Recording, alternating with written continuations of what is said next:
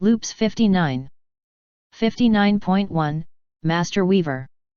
Without farm life, there'd be such disparity, these thoughts I think with great clarity. Apples high to the sky, she's the one of my eye, that fruit-hauling pony named Applejack. Applejack rolled her eyes with a smile. Thanks, hon, but I prefer older stallions. Trenderhoof blinked for a moment. Then he leaned in toward Rarity. Do you by any chance know an age spell? / 59.2. Seriously, this is so cool, Sweetie Belle grinned. I mean, my sister's married to a magic ninja wizard dragon. Those first 3 words can be summed up as Jedi, Spike pointed out mildly. Yet, but mentioning them all makes the full cool score more obvious, Spike, she replied with an innocent smile. Rarity giggled. Have you been practicing that smile with Nyx? Guilty, Sweetie admitted. You know, that's unfair, Sweetie, Spike said, then frowned. Okay, that sounded wrong. What? Sweetie looked concerned all of a sudden. Well, calling you Sweetie. I mean, you know, and no offense, Spike shrugged awkwardly, but it sounds like the sort of thing I should be calling your sister. Oh, so I'm her sister now, am I? Rarity asked archly. And here I thought it was I who was always on your mind. Pax. Spike laughed, waving at his wife. I am outmaneuvered by your devastating teamwork. His chuckles died down. But seriously, what can I call you for short? They thought about it for a moment. I'm called Sweetie Belle, you could use that, Sweetie suggested. Rarity made a moue of distaste. A little impersonal, isn't it? Well, I could make a nickname version of Belle. Like Bella. No, bad idea, abort. Spike stuck his tongue out. I don't think you'd like being compared to her. Both unicorns shook their heads. Another minute passed. Sweets? Rarity suggested eventually. They looked at the filly, who waved her hoof back and forth. I can live with it. / 59.3. Friends will be friends, Sweetie Belle mused, sighing. When you're in need of love, they give you care and attention. Spike sat down next to her. You all right? Oh, hi, Spike, Sweetie said, forcing a smile. Bet you're enjoying being older than usual. Yeah, I'm just sorting out moving in. Spike then gave her a look. But you didn't seem all right. Nah, I'm fine, she shrugged, looking away from him. Spike cleared his throat. Harper, your song has a sorrowful sound, though the tune was written as gay. Your voice is soft, and your hands are slow, and your eye meeting mine turns away. The unicorn gave him a quick look of surprise. Hey, I've been to Pern as well, remember? He shrugged. Admittedly, I wasn't anyone especially important, whereas you were a Harper master, if I recall, but that place has a way of sticking with you. Yet. And yet, you're right. Sweetie kicked the table slightly. It's just, this loop. I mean, I like being almost as old as Rarity normally is, it's not something I get to do all that often. But, well, Apple Bloom and Scoots aren't awake, and they've both left town by now. Bloom's at an engineering college, and Scoots is at bolt training. She shook her head. I'm probably just moping over nothing, because, hey, I'm off to college too next summer. That music school. Oh, the one Octavia and Lyra and other music ponies tend to go to. Spike nodded along. Yeah, I know the one. But it's not wrong to feel lonely, Sweets. Sweetie's eyes widened. Oh, gosh, sorry. It was kind of insensitive of me, ha. I mean, you and Rarity. No, it's not wrong for you to feel lonely. Spike smiled. Seriously, don't beat yourself up over it. Rarity and I knew going into it that we weren't always going to loop together, and we were ready for it. But it's reasonable for you guys to assume that you'll have one another, because it almost always does happen. He patted her shoulder. If you want to talk about it, I'll be available. I understand that kind of thing is what brothers-in-law are supposed to do. Gotcha. Sweetie stood, extricating herself from the chair. Thanks, I do feel better now. Besides, hey, you can teleport. Why not turn up at their places on days off? Sweetie nodded. Good plan. / 59.4 Princess Scudaloo smiled as the sound of her sisters getting started on the night's entertainment drifted out of the open door. Ah, we have been having fun. Your Highness, one of her guards asked. Nothing, nothing. As you were. She looked up into the darkening sky, then paused, blinked, and took a closer look. Asterisk. The sound of thundering hooves cut through the revelry. Girls? Princess Scudaloo said urgently. We've got a problem. What's that? Princess Sweetie Belle asked. Did one of our students? She paused, giggling. He. Still funny to think of Rarity as my student. Anyway, did one of our students mess something up? No. Scudaloo shook her head. The northern twilight's gone. Princess Nyx almost dropped her glass. For a moment, the 5 alicorns stared at one another, frozen in the midst of a tableau of drinks, good food, junk food, more drinks, and a number of rather confused subjects. Then they all burst into motion. Asterisk. Shrub shrub shrub shrub shrub. Princess Diamond Tyara chanted, searching her papers for the case purple plan study she'd done in an idle moment 5 years ago. Princess Applebloom cantered past, a bucket of nails in her mouth and a hammer hovering in her telekinetic aura with a procession of wooden planks following behind her. She skidded wide as she reached a turn, and accelerated towards the park which used to hold the old annex before they'd burned it down centuries ago. Got it! Tyara crowed triumphantly, flipping it open. Wait! Bark it, where are we going to find some pony to bear the element of magic? Where's the contingency plan? She found the backup page. It did not make encouraging reading. Asterisk. Okay, mares, Princess Tyara said, looking along the motley line of apprentices they'd taken on over the past few years. Sweetie had Rarity, Applebloom had chosen Applejack, Scudaloo had managed to track down Rainbow Dash, Nyx had elected to be the one to handle Pinkie, and Tyara had tried her utmost to moderate Fluttershy's shyness. All unawake, sadly they hadn't found a single awake pony aside from the royal family. But, then, the elements always seemed to form about this time. It was a thing. In just a few hours, Queen Twilight Sparkle will return to Equestria. She is a threat to our way of life. Define threat. Rarity asked, reasonably. She doesn't approve of noisy, fun, all-night parties, Princess Nyx supplied. Pinkie gasped. Dash gasped just after her, though less extravagantly. Applejack looked torn, Rarity fainted, most of her business was in party outfits, and Fluttershy seemed to be seriously considering subscribing to Queen Twilight's newsletter. Y'all say Queen, right? Applejack homed in on the most worrying term there. Queen meanin'. She's about as powerful as all of us put together. We don't stand a chance of doing more than delaying her, Princess Scudaloo answered. So we need you guys to get the elements of harmony working to defeat her. Rarity fainted again. Fluttershy joined her this time. Pinkie started looking into the middle distance at nothing in particular, Applejack sighed deeply, and even Dash was looking nervous.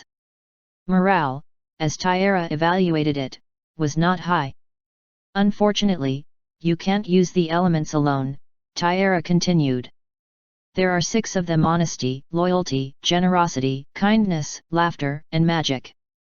We have managed to find a pony who can use magic, though, so that helps. The doors swung open. The great and powerful Trixie will accept tribute in the form of shameless gushing, the sky blue unicorn thus revealed announced. For she is undoubtedly the most powerful magical pony in the land.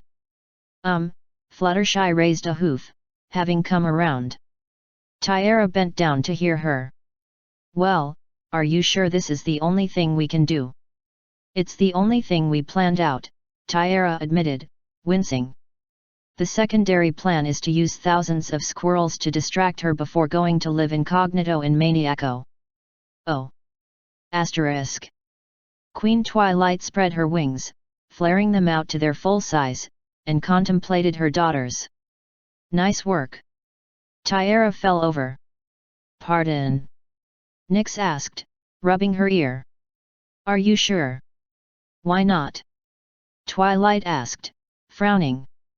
I mean, you managed to keep the country going, promote a really very impressive culinary scene, and avoided burning down anything you didn't repair. Some worlds can't keep that up for even a decade. She smiled over at Apple Bloom. I appreciate the repair work on the old annex, though.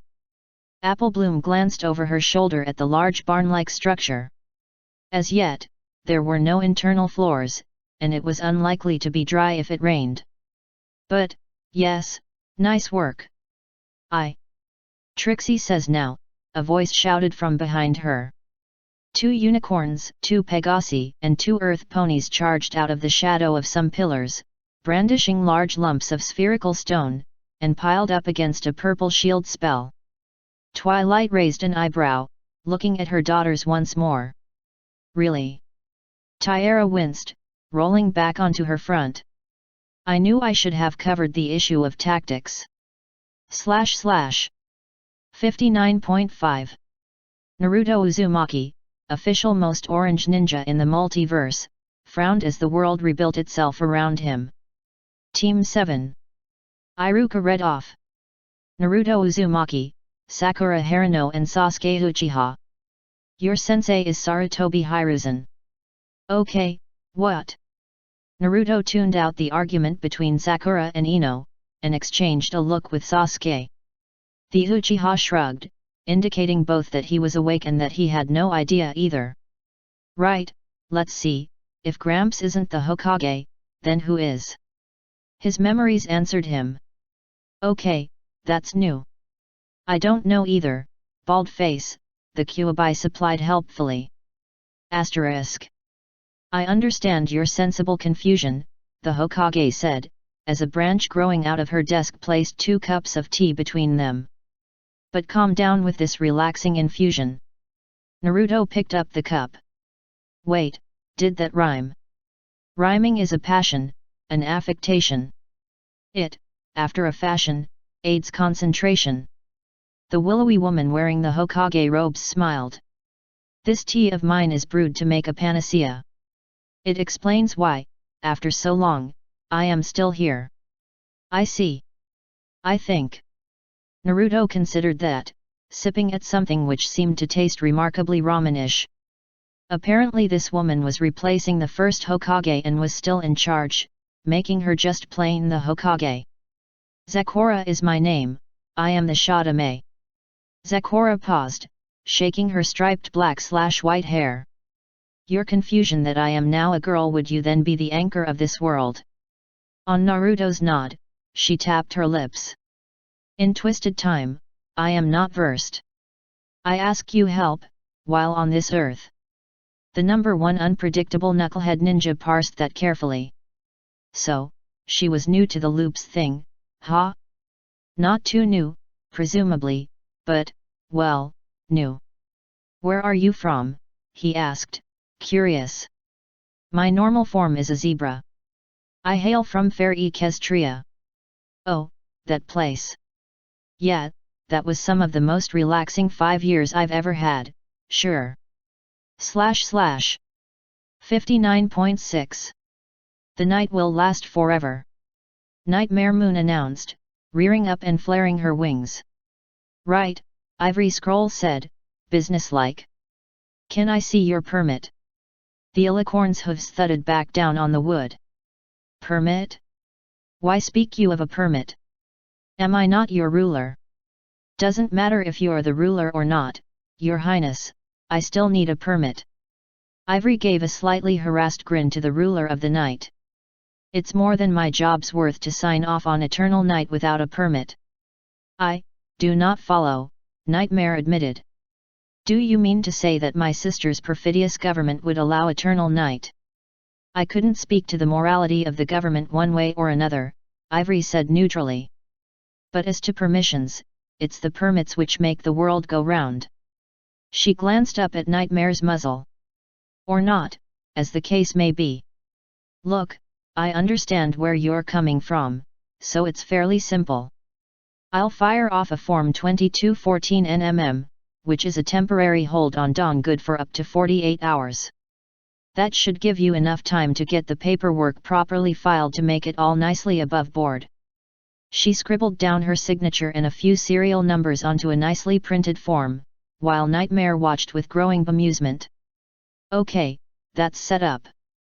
Now, that's already taken effect, so you've got your 48 hours. First, to make it permanent, you need to file a 205C, which is an application for a large-scale alteration in the physical realities of the area. Would you mind coming over to this table? I'm going to need a surface to write on. Asterisk. Why was this maze of paper and ink invented? Nightmare Moon demanded. It strangles reason and makes logic die alone of thirst on the endless plains of regulation. There's no need to be melodramatic about it, we've all been there, Ivory admonished. Right, that's set up, so you should be good for the alterations to nautical navigational procedures, provisional. Sign here, initial here, here, here, and here. And here. And put your hoof print here. Oh, and I'm going to need a hair sample. And this will permit the night eternal? Nightmare Moon asked, doing as she was told. No, this form authorizes the creation of a permanent committee at the undersecretary level to look into the feasibility of alternative forms of illumination without breaking the night-based lunar monopoly on Skyward's low-magnitude celestial body illumination, Ivory rattled off. I am getting a headache, Nightmare Moon announced. But it shall be worth it, if your promise is correct. Believe me, your darkness, if the proper forms are filed, it will be illegal for Celestia to raise the Sunday. Asterisk. Finally. Nightmare Moon announced, signing the final piece of paper in a stack 3 times her height. It is done. Ivory poked her head around the door. Oh, good, you've finished. Wait, where's the carbon paper? What is carbon paper? The alicorn demanded. Oh, dear, Ivory disappeared for a moment, then brought out a stack 6 times Nightmare's height. All the forms need to be done in triplicate, so you'll have to do them all over again. Nightmare Moon's wing twitched. All right, she shouted. Fine. Celestia can have it. I'm going back to bed. Asterisk. Well, I'm impressed, Twilight admitted. How long did you say you were awake before the summer sun celebration? 6 years, the mayor replied, smiling. I used the time wisely. There's a lot of legislation hiding in the underbrush for me to bury Discord in. It's why I picked this loop for my competition go. / 59.7. So, now we need to see how fast it goes around Ponyville, Trixie announced. And that of course means handing it over to our tame racing driver. Some say that she is secretly a member of an insectoid hive mind plotting to take over Equestria, and that she has no concept of slood. All we know is, she's called Chrysalis. / 59.8. Well, this is new. A lanky grey stallion looked himself over, noting the emblem on his flank of a ring topped with a tiny blaze, then smiled. This reminds me of someone. Asterisk. Twilight sat back, smiling. The new pony's celebration was always a fun one, even if Pinky was mostly holding them on the first night of a new loop out of habit. This time, though, since several ponies had shown up looping for the first time in a while, from her perspective, there was an air of reunion about it. The town's ponies had looked a little askance at the presence of Zecora and Princess Celestia. Cadence had confused them a bit more, and when Luna and Nyx arrived an hour or so before dawn, it had prompted no fewer than 3 ponies to ask Berry just what had been in that punch of hers. The answer, mainly peaches, had not enlightened. But now it was an hour past, the summer sun celebration was winding up, and she was basking in the glow of a job well organized. Then a stallion she'd never seen before trotted up to her. He was wearing a large and battered hat, had a long beard, and there was a gnarled oak staff slung across his back. "Excuse me," he asked in a soft, deep voice, "would you happen to know a winged unicorn with a white coat and purple mane?" Twilight thought that one over for a moment. "That's actually an interesting question, because I know either none or two." The stallion's mouth crinkled into a smile, and his eyes glittered with unspoken humor. He was clearly a champion in the mysterious glittering eyes business. "Would it help if I said she had a marvelous singing voice?" "Yes, actually." Twilight looked into the crowd for a moment. "Sweetie Belle." The indicated unicorn cantered over, followed by the rest of what were still called the Cutie Mark Crusaders, even though by now there were 6 of them, and 2 of them had cutie marks. "What is it, Twilight?" "Well, this stallion here claims to know you. Though he did say you were an alicorn, so." Sweetie looked, frowning. "I'm sorry, you're not familiar." "Oh, that's a pity." The grey stallion looked terribly sad. Sweetie paused, then blinked. "Wait a section. Olerin." Twilight's head snapped round. "You're Gandalf the Grey." "Well, Grey Dreamer, it would seem. But yes, I have the small honor to be he." Grey Dreamer smiled again. "But I fear you have the advantage of me." Twilight sparkle, Twilight replied automatically. "I'm the local anchor. Welcome to Equestria, we hope you enjoy it here. I'll be sure to wipe my feet." There was a pink blur. "This is unacceptable." Pinkie Pie skidded to a halt, pointing at the newcomer with a trembling forehoof. "We just had a new pony party, and you were late." Sweetie and Twilight exchanged glances, then spoke in unison with Grey Dreamer. "A wizard is never late, nor is he early. He arrived precisely when he means to." Pinkie grinned. "Fair enough. Hey, hope you don't mind a party tonight, I need to reload the party petard." "It would be a pleasure," Gandalf assured her. *. "I'm a little surprised that your cutie mark is Narya," Twilight admitted a few minutes later. Celestia and Luna had been duly informed of the visitor, and were busily making themselves at least moderately regal, so the 2 anchors were waiting somewhat awkwardly outside the library. "Yes, I did wonder," Olerin admitted. "But the Ring of Fire likes me, and I suppose her purpose speaks to mine to inspire." Twilight nodded. "I can see that, yes." She took a breath, then broached the subject. "I have to ask, what was Sweetie's ascension like?" "I've heard her side, but it's not often I get to ask someone who was able to see one firsthand." "Truly." Gandalf contemplated the question. "A marvel and a wonder, one I have often recalled on cold nights in the misty mountains." "It was that unusual?" Twilight asked, surprised. "Not unusual, so much as, well, different. And in a great and glorious way." Gandalf smiled. "Arda is a complicated realm, with a long history, but there is something in me which finds the simple life as endearing as the halls of kings and princes. I think it's why I spend so much time in the Shire and why it seems I will enjoy it here." But her song was a blend of the two, and I think that's why I savor it so. She absorbed that for a while. "We're ready," Celestia called. "You're ready," Luna snapped. "I am still trying to get this infernal petrol to latch." "I think we should give them another 5 minutes, Gandalf stage whispered. // 59.9. Twilight awoke, and sighed. "Desert Island again?" Discworld. The Draken Equus materialized from a coconut. "Not me this time, actually. We appear to be meant to be here." "Hi, by the way, I'm Man Thursday. More like the man who was Thursday, Twilight muttered. Ooh, I like that.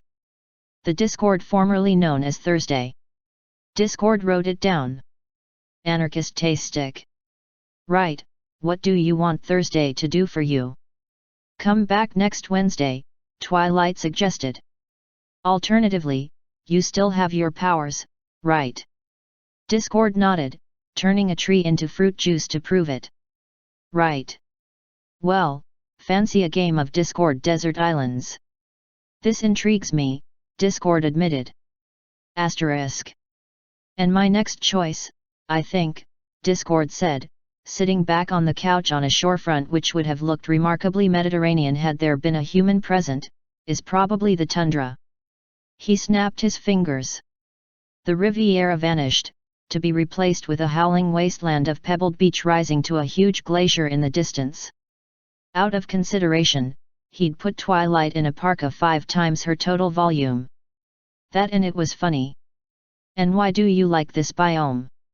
Twilight asked, her voice somewhat muffled by the parka. Well, that's a tricky question, actually, the Chaos Elemental hedged. One thing which attracts me to it is that there's a lot of empty room to put things like ski lodges and large sculptures of onions. Another. // 59.10, with Chris Overstreet. No. Twilight shouted, kicking the tray with her breakfast on out of her room, just missing the maid. I said white tea. This is green. Sorry, Your Highness. Just remember it next time. Asterisk. Twilight, I'm a little concerned, Celestia said delicately. I was not anticipating you to take your newfound status so frivolously. Twilight looked up, puzzlement written on her features. Why? Well, Celestia gestured at the extravagant furnishings, at least some of which had been requisitioned from the local art museum. This isn't like you. The new Alicorn's expression did not change. Well, I don't know how princesses are supposed to act, so I learned from your nephew, Prince Blueblood. With a sigh, Celestia shook her head. Oh, dear. Everything is clear now. Asterisk. Princess Twilight Sparkle looked around at her grey, dusty surroundings. I haven't been here in a while, she noted to herself. Why me? Prince Blueblood whined, staring at the blue-green ball in the sky. What did I do? Oh, shut up and drink your wine, Twilight muttered, using her magic to pull the cork from one bottle. And the next time Celestia suggests an exclusive wine tasting event, say no. But it's Pinot Griffon. Blueblood shrieked. And where's the cheese and crackers? How shall I cleanse my palate without proper cheese and crackers? Twilight took a swig straight from the bottle and wondered if Luna would mind her making a moon for the moon, so she could banish Blueblood to that. / 59.11. Order, order. Hiccup Horrendous Haddock 3 called, banging a warmer on a tent peg in lieu of a gavel. I'd like to call the multiversal union of dragons, riders, and associated loopers to some sort of order. Good luck, Toothless pathed. You're not helping, Fish Breath. Slowpoke. Scale Face, I'm not helping, am I? Hiccup said, sheepishly. Not especially, no, Spike contributed. Okay. So, we've got a few new faces, now, so I think we should go around the table and introduce ourselves. Toothless rolled his eyes. Toothless, also Tan Lutheran if the loop feels particularly original. I carry this lump around. And I'm Hiccup Horrendous Haddock. The third. Yes, I've heard all the jokes. Hiccup sighed. Next. I am Twiflower, of the Discworld, a bespectacled man said with a smile. I'd love a photo, by the way. Oh, sorry, I'm rambling, aren't I? I am 9 reeds. Twiflower is my human. One question, by the way, Twiflower raised a finger. Why are we the Madral? Because I couldn't work out a way to spell out dragon, Hiccup admitted. Next. Fal Arnon of Bendon Flar, usually, the next human in the circle said. I ride Bronze Nementh, the largest dragon Pern has ever produced, apart from his mate. Sometimes, Nementh broadcast calmly. The next to speak was a human of slightly under average height, with close-cropped brown hair. Hal Kailas of Kalaba. I suppose I should say all the guff about Dragonmaster, but I'm not bothered in the slightest. My dragon is Storm here. Storm rumbled, amused. Yes, I know he can't communicate intelligibly, Hal added.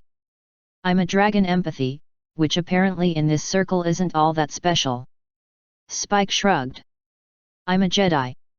Does that count? Probably. Hells, I don't know.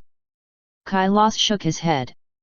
Captain William Lawrence, the next human said with a smart nod. Temeraire here is my closest friend and dear companion. An occasional mount, of course, Temeraire smiled. It is no burden at all, Lawrence. Kailas looked him over. Military man.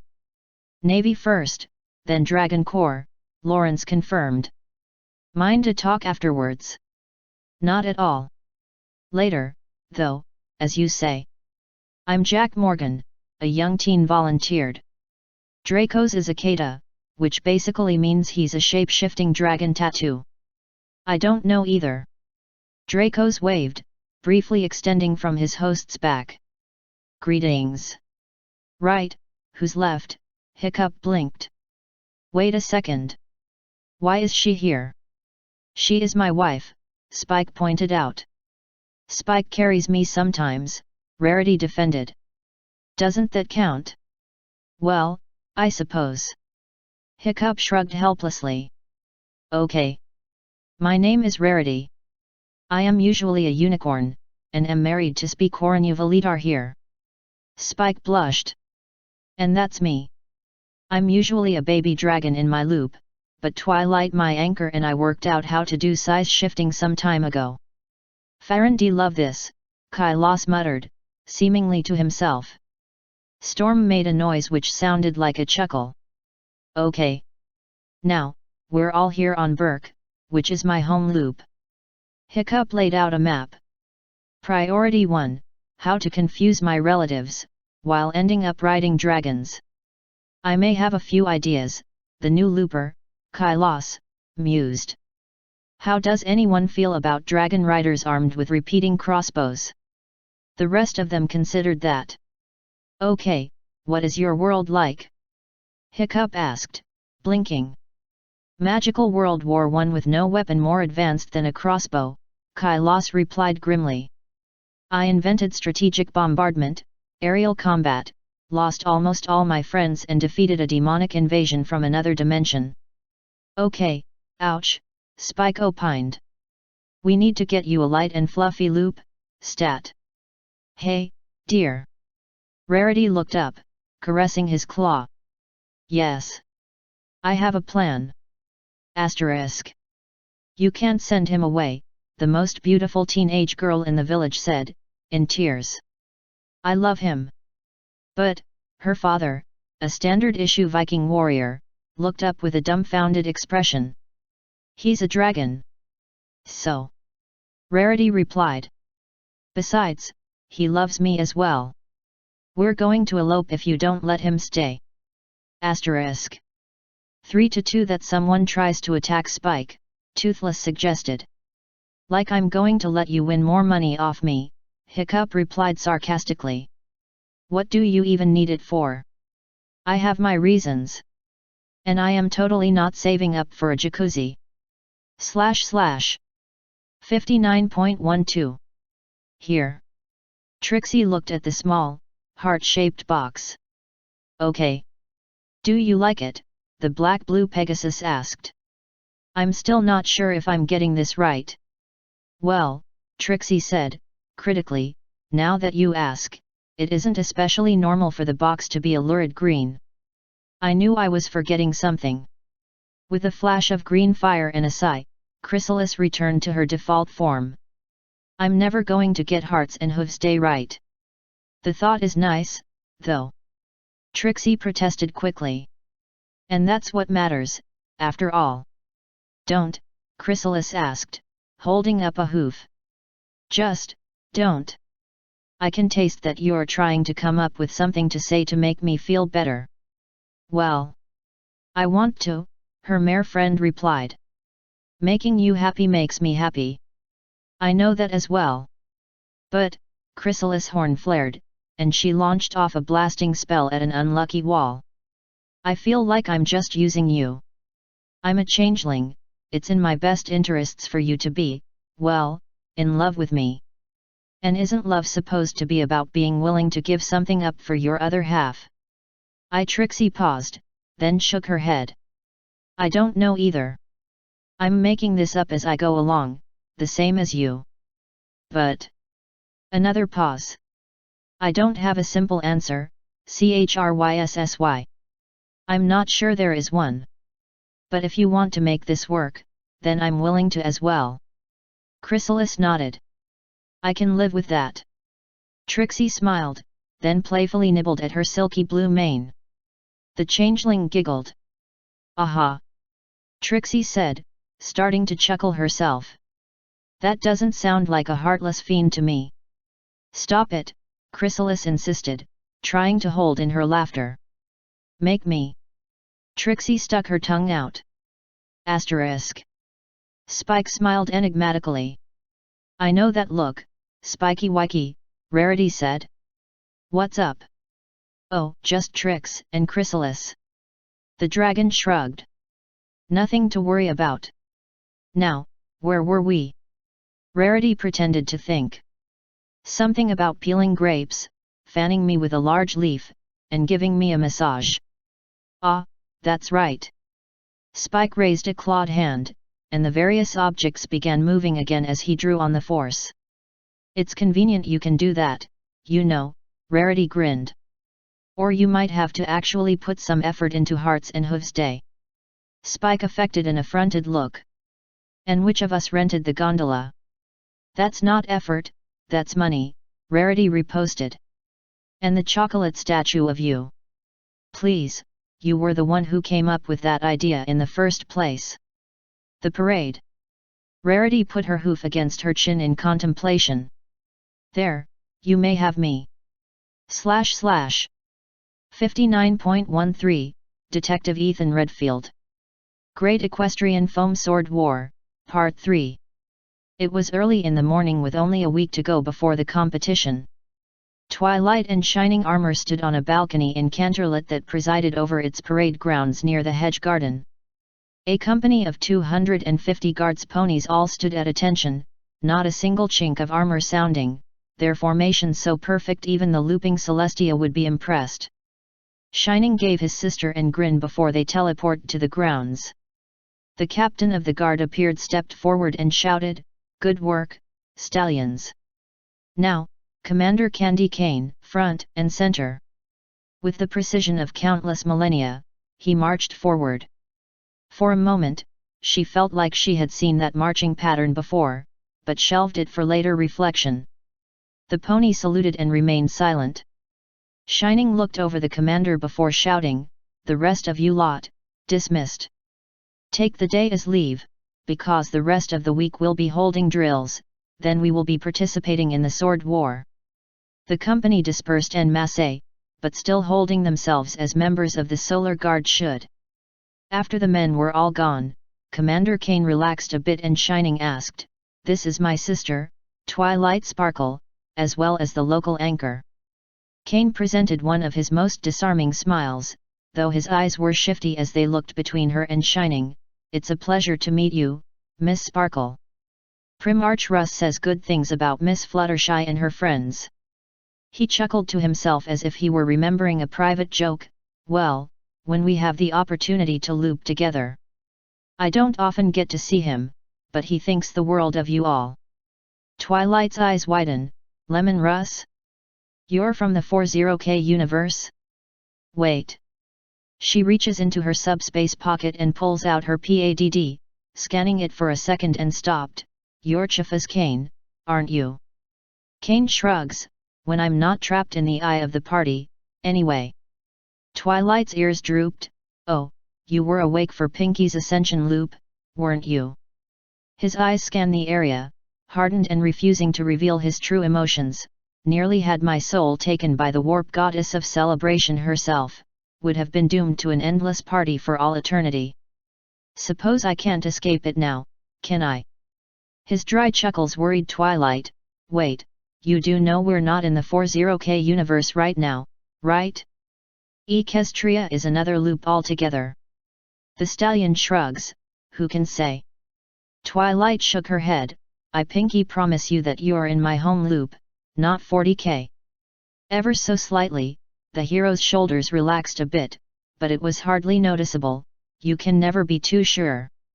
The Inquisition determined that the planets under Pinky's domain were quite similar to this planet's. Twilight sighed and rubbed one hoof against another. It was enough trouble cleaning up after her own pranks. Changing the subject, she replied, Equestria is a sanctuary loop. I've read your memoirs, and if you want to take this loop as a vacation, I wouldn't think less of you, no one would. Kane twitched a bit and held up a hoof, looking at it casually.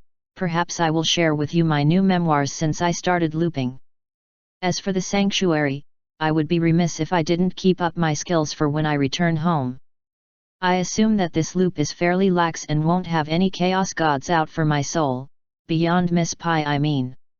Part of Twilight was offended at Kane's attitude towards Pinky, which even during her ascension loop couldn't have been so bad. But another part remembered who the Chaos Gods were and what they had done to him countless times over, and she couldn't really blame him. Yep. The worst we have is Sombra in 2 to 3 years, but the rest of our loops, antagonists are either awake or easily taken care of with some early preparations. It's going to be a pretty laid-back loop. Shining Armor chuckled, well, except for Trixie's foam sword war in a week, but it'll be fun. Unknown to Twilight or Shining, Kane's hoofs began itching. / 59.14, Dalksine. So you're saying I'll never be one of these loopers? Q asked, sipping from his drink one of Barry's less mortal-friendly concoctions, actually, and played a card. Swamp of Sorrows, your horses are now sad. Ha! Discord snapped. I don't have horses, I've got ponies. But yes, it's actually not that bad, to be honest. You're loop aware, and that's nifty enough without being bogged down by thousands of loops of boredom. You can only play the same joke so many times before it becomes funny again, which just ruins the irony. He shrugged, playing another card with a wave of his claw. Pink elephants erase sadness, and it no longer functionally exists, which boosts my pony's harmonic frequency by 13 gigapinkies. I was hoping you would do that. Their third player quipped over his Earl Grey. I play all the Queen's horses and all the Queen's men, which due to your previously played Freudian reversal are far superior to the King's variants, enabling them to solve Humpty's Pandorica and conquer the universe this side of New Jersey. Both of the chaos entities stared at the mortal for a moment before Q turned to Discord. Why did we invite him again? I don't know, he's your friend. The Draken Equus snapped. Friend is such a strong word, though. I rather think we're mutual phrenemic adversaries. As the argument continued, Jean-Luc Picard continued to sip his tea with a smirk. / 59.15, Dalksine. It was a fairly normal loop. Nothing seemed out of place, so the original bearers of the elements all awake decided that everyone should spend this as a bit of a vacation loop, either relaxing or working on whatever personal projects they had.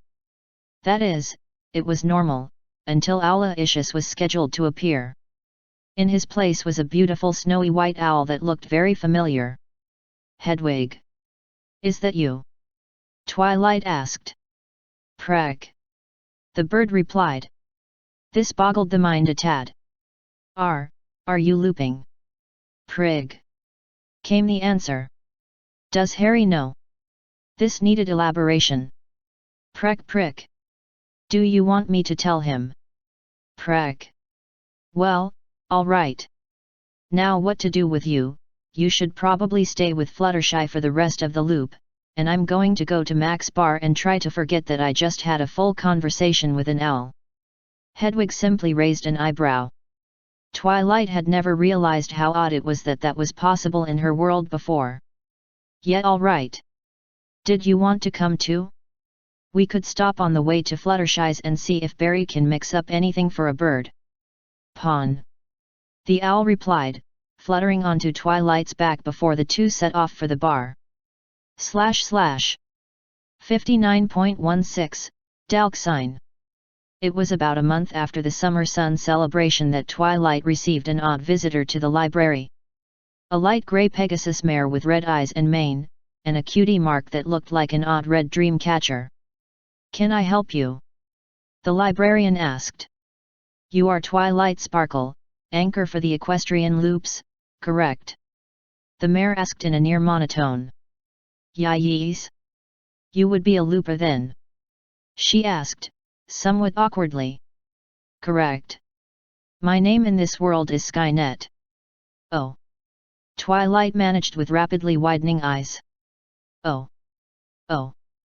Then the Pegasus smiled. It was much more kind than she expected from a computer. "I wish to thank you. I believe it was our previous encounter that allowed me to exist in this form, as my world's anchor." The purple mare's head tilted.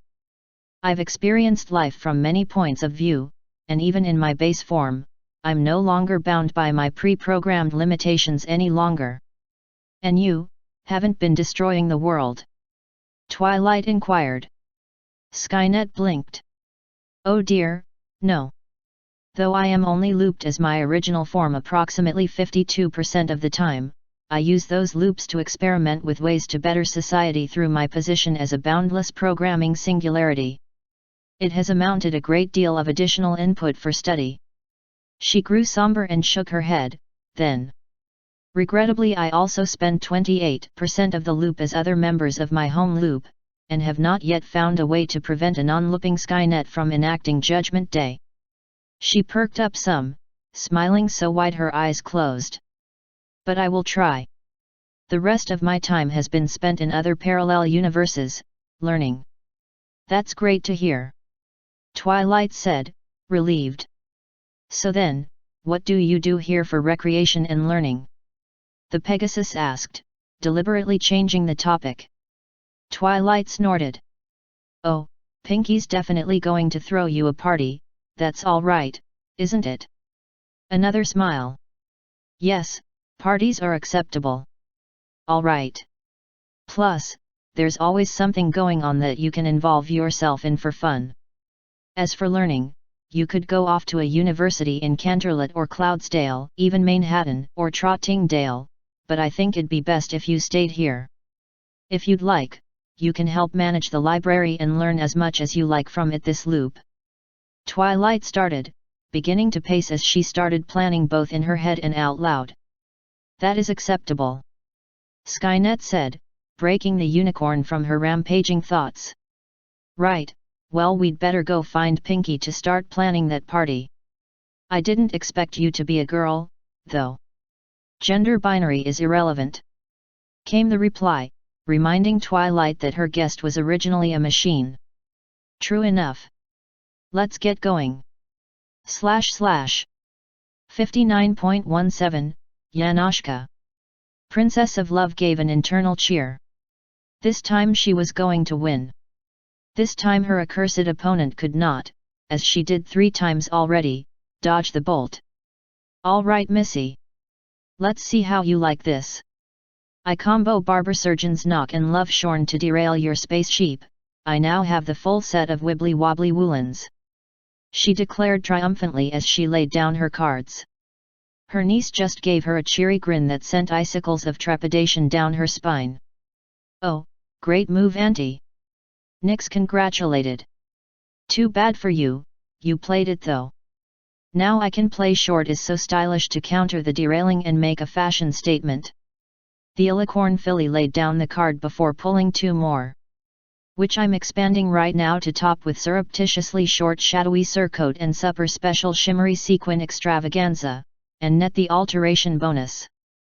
which I'm combining with Pi bonus to swap Uncle Shiny's Radiant Guardian with Obsequious Minion. Since Dancing Rhino Archiduke is in my court, I automatically win on Noble Nincompoops, so the minion now works for me. With mine and Uncle's scores combined, I declare chaos. I win. Nyx smiled wildly as she gathered the cards from her aunt's unresponsive hoofs. Great game. Triple or half? She added innocently. Shouldn't that traditionally be quadruple or nothing? Bemused Twilight asked her daughter, to which the later gave a little whinny of derision. Hey, I fleeced this loot fair and square. I ain't taking a chance of having to give it all up. You young lady. Her uncle growled repressively, or at least that was what he was going for. He couldn't quite repress a bemused grin. Are an unrepentant card sharp? Well, of course I am. I'm a former villain after all. Nyx brightly reposted in her very best upper-class twit interpretation. Shouldn't that be reformed? Twilight wondered idly. Her answer was an exasperated roll of slitted, cerulean eyes and a booklet featuring grinning Discord wearing, of all things, 3 stacked pies topped with a sundae. I meant I'm premium member of Discord's former villains club. It's right there in the charter, just after the section about the appropriate sweet swear. I'm required to be a huckster, sharpie, and a smooth operator during any and all gaming experiences on Tuesdays or Tuesday-ish equivalent regardless of universe, timeline, occasion or relativistic resonance. It says here that you can be relieved of that rule if you bring a signed parental slip, which can only be obtained by going through a 34 pages long form, which Discord is liable to change on a whim, requiring you to go through the rigmarole again. / 59.18, Oracle Mask, Lord Cersei. The chorus of howls coming from Everfree sent chills up every pony's spines. Most ponies found reasons to be far, far away from the forest. Meanwhile, the Apple family were stuck consoling the terrified livestock who were ready to stampede at any moment. Twilight could only wonder what was setting the timber wolves off. Well, Fluttershy was probably on the case. In the depths of Everfree, the local pack of timber wolves sang along as 2 flesh and blood wolves howled to the moon. The fact that it was midday was politely ignored by all present. This is so much fun. What other songs do you know? Fluttershy asked, her tail wagging. Link, now in his own wolf form, panted a laugh. Rainbow Dash shot across the sky. She had been breaking up storm clouds since 2 in the afternoon, and they just kept coming. It didn't help that the wind kept shifting every which way as she flew. She had never had the weather fight her like this. Slowly, she made her way to center of the storms. It seemed to be centered over a small clearing in the Everfree. That was when she heard it. There was a song blowing through the wind. As she twisted, nodding a group of lightning bolts, and then burst through a trio of spiraling storm clouds, she happened to glance down. A group of timberwolves seemed to be howling at the storm.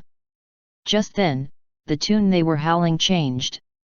Dash was turning around for a pass through some of the winds blowing around in an odd corkscrew, when a burst of movement caught her eye from below. She looked down, just in time to see the flock of birds summoned by the song of birds burst up and out of the trees of the Everfree, right into her. / 59.19, Dalksine. Cheerily twitched awake, as if she'd just dozed for a moment. She was human again. Standing, too, but luckily there was a blackboard right in front of her that she caught her weight against. It always took a moment to remember how to balance on 2 legs. She glanced around, and was obviously in a classroom. There was chalk in the hand she'd braced herself with, and a book in the other, held open to a certain page with her thumbs. She still wasn't used to those things. She could use them fine, but she wondered when she'd finally be home. Finally be a pony again. She bit back a sniffle and dove into her recent loop memories. She was still a teacher, and the silence was starting to get awkward. In 1933, the National Socialist German Workers' Party came into power. She said, writing as she spoke. Japanese, of all things. This was the birth of Chancellor Hitler. Eventually, Germany's post-war democracy gave rise to fascism. This world already sounded bleak. A bang at the door startled the whole class. For a moment, everything was silent. Then the huge steel door was kicked through the classroom and out the windows on the other side. Luckily no one was hit by it, but the shockwave spread through the room, blowing everything back. Cheerily found herself firmly on her flank on the floor, staring in horror out into the hall. Slowly, a massive imposing figure pushed his way through the door. His skin was tanned, his hair slicked and pale, his uniform the same white and star motif as the other students filing in after him, but much more of it. Her local memories supplied a name. "Gamaguri?" she asked. He had stopped just in front of her. After a moment, he held his hand out. Hesitantly, she reached out to grasp it, and the young man easily lifted her clear off her feet by that one held hand, gently setting her back on her feet. She thought she saw him just barely nod before he turned back to the class. It was suddenly very loud. "I am Ira Gamaguri, disciplinary committee chair," the huge man shouted. He then began to pace in front of the students, all back in their seats. Except for one. She hadn't noticed her before, but the girl in the black and red uniform and the red stripe in her hair was leaning against the back corner. A tickle in her mind told her that this was the new student, here a day early. The young woman slowly slipped a finger in front of her pursed lips. A looper, then, possibly the local anchor. Strangely, no one else seemed to notice her, but she really wasn't about to jump to questioning odd things in an odd world. The moment passed in an instant, and Ira was on the warpath again. "Students of second year Class K. We have determined that there is someone who intends harm against Hanuji Academy among you." He paused to change the direction of his pacing. "Excuses will fall on deaf ears, this person will be punished immediately." One of the students slowly rose to his feet, knocking his desk aside as he did so. The curly-haired boy looked terrified, but still raised a ball in one hand while clutching a case to his chest with the other. He threw the ball down, engulfing the classroom in smoke. He fled out the door while Gamaguri took the direct route and leapt out the shattered windows. She was still staring out the window when the new girl sidled up next to her. "Yes, my loop is always this crazy," she said with an odd fondness. "What just happened?" Cheerily barely managed. "That masochist gorilla's always good for a chuckle, but you haven't seen anything yet. Meet me after school, we'll get you settled in so you don't wind up dead before the week's out, you timid little thing." She slapped her teacher on the back and walked out. Everyone either ran to the windows or out the door to get a better view on a lower floor, but Cheerily could see clearly enough as she watched what was probably the worst beatdown she'd ever witnessed. What did she get dumped in the middle of this time? Asterisk. She'd ridden back to her apartment for the loop with the new student and anchor Ryako. The young woman had pulled a large, bulky, and angular red motorcycle dotted with stickers and decals out from behind her back the same way she'd seen other loopers magically grab items. Subspace pockets, she thought. Now that they were alone though, no school or superpowered students or classes to distract her, Cheerily finally had a chance to stop and absorb what had all happened. Her loop memories told her that she was an agent of a group called Nudist Beach who were trying to prevent living in semi-parasitic clothing from killing people, or giving the wrong sort the kinds of superpowers they needed to do so themselves. "I'm still so confused." Ryako chuckled from where she was rummaging in her teacher's cupboards to make some tea for her. "Hanuji does that. At least most things go on for a reason around here, even if the reasons don't make sense half the time." She brought back cups for both of them.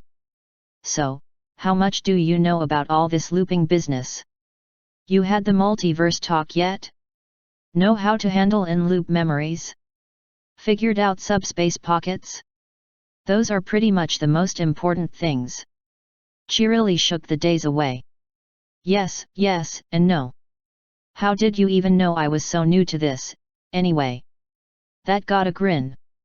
An experienced looper deals with threats, especially unexpected ones, in one of two ways: breaking it with overwhelming force, or manipulating it so that it's no longer a problem. It gets to be second nature, really. You didn't try either when Gamaguri popped up. You were just scared. So what happens now? The once mayor asked. A bigger grin, this one malicious. Me and Needles McShooty can take care of anything that pops up in this loop, so you can sit back and stay out of the spotlight if you like. Practice your pocket. I can teach you if you need it, but I'm kinda new myself. All I can fit in mine is my bike. Makes getting around the city a lot easier, though. She glanced down. Also, you should stop that. Cheerily started, wondering what she was talking about when she glanced down and noticed her blouse was undone, and her hands had been fidgeting with the front clasp of her bra. Apparently her loop memories came with a new nervous tick. With a mighty eep, she flushed red and started resecuring her clothing as quick as her growing dexterity with human digits would allow. Ryako just chuckled, though. I don't envy you. There must be all sorts of messed up stuff in that pervert's head, having all his memories must be terrible. It's just that I'm normally a pony. We don't even need to wear clothes if we don't want to. All these human taboos are messing with me. Oh, why did she have to replace a proud exhibitionist in this loop? Thinking about her pony days reminded her that she did in fact have a triune of daisies tattooed somewhere on her body this loop. She wasn't going to stop blushing for a while. You're kidding me, a horse. Ryako boggled. Pony. Cheerily corrected. After a moment, the girl shrugged. All right, I've heard weirder. Let's get you started on your subspace pocket. Asterisk. Over the several weeks she'd been a teacher at Hanuji Academy, Cheerily had managed to create and access her subspace pocket, and was currently training herself to expand it by seeing how many coins she could fit in it before removing them and trying again, and making excellent progress considering she still had her job to worry about. She'd learned a lot about the loop and how it was different from others. Her in-loop memories of having studied life fibers under Ryako's father helped significantly. Ryako had also introduced her to another looper, Mako. The girl was frightfully reminiscent of Pinkie Pie without the obsession for partying. Oddly, according to them the first people to start looping after that were rivals and antagonists. The girl running the school, Satsuki Kiryuin, was currently awake, but tended to seclude herself. She and Ryako shared a truce against a greater enemy, and the years of looping conflict along with other factors had boiled their relationship down to friendly if violent rivalry rather than true antagonism. Tsumugu, whom she otherwise referred to in derogatory nicknames like Needles McShooty, was not awake this loop, but had been described as warmer towards Ryako and Mako than Kiryuin was. Cheerily was taking the place of the last known looper, the perverted teacher Mikasuji. Today was supposed to be some sort of tournament, and she'd been advised to stay out of it while Ryako and Satsuki teamed up against someone they mutually hated. Teamed up and using all of the strongest fighters in the school, they were guaranteed to win, but... My name is Ryako Matoi. You killed my father. Prepare to die. The anchor said, half-jokingly as she pointed one of the pair of scissor blades she wielded from the stock she collected through the loops at the girl. Tee-hee, you actually seem to think you can beat me. Haram Nui, the girl in the Lolita dress with a parasol and a kanji eye patch, tittered. It's going to take more than just you and your friends to do that. If you're not careful, they'll all die like your father did. Maybe it was how maniacally cheery the girl was when she said that, her smile never wavering, but it set Cheerily's blood boiling. How dare this girl threaten the students? The children? She barely heard anything else that was said as she marched right up behind Satsuki's lieutenants and grabbed the scruff of the girl, no non's, uniform. With a deft flick of her wrist, she was now holding said uniform, while the girl was trying to cover her underwear indignantly. She spared an idle thought that this loop must be affecting her more than she expected it to, as she held the uniform forward in her balled fist. You will not hurt my students. I don't care if they can fight for themselves, or if you have some reason or excuse to not like them for using these uniforms for their power, but they are my students, children under my care, and you will have to go through me first. Ryoko wondered if she should have mentioned that people died in this loop all the time and it wasn't that big an issue, but hey, if she wanted to call out the bad guy she was welcome to do so. Nui just tilted her head and giggled. A second later and the schoolteacher had donned the uniform despite its snug fit. Her knowledge of the life fibers, earth pony magic, her sheer boiling blood and will to hurt something combined to shift the garment into its secondary stage. She stood there in a yellow and red skin-tight battlesuit, the triple star pattern replaced by her own 3 daisies. And then she charged. Asterisk. Cheerily looked up at the sky through the crater she'd been deposited into. She lay naked, battered, and bruised in the dust and debris of the final moments of her fight when Nui had finally managed to destroy her uniform. She'd be surprised if the fight even lasted half a minute. The sounds of combat from outside her hole in the ground had ceased, and a shadow walked into view on its rim. Ryoko stood grinning down at her for a moment before hopping in to help her up. "You did good," she said to the teacher, lifting her up so she could lean on the girl's shoulder. "You got your ass kicked, but you did good. Way better than you should have, all things considered. Let's get you home and cleaned up." The both of them smiled. Asterisk. Several weeks later. "Well, loop's ending," Ryoko said. She, Mako and Chirili were in the teacher's apartment for a small celebration. "It was nice meeting you, and, here." She handed the teacher a small red and black band. "A bracelet?" she asked. The anchor nodded. "I managed to convince Miss High and Mighty to have this made for you. Made with life fibers. Hopefully it'll help keep you safe out there, and now you've got something to stick in that new pocket of yours," she said with a grin. Chirili nodded, her eyes tearing up a little. The red lines dancing across the surface of the thin fabric were rather pretty. It was a very kind gesture. "Thank you." They shared a few last stories and tea while they waited the last hour for the loop to reset. Some students, you never forget.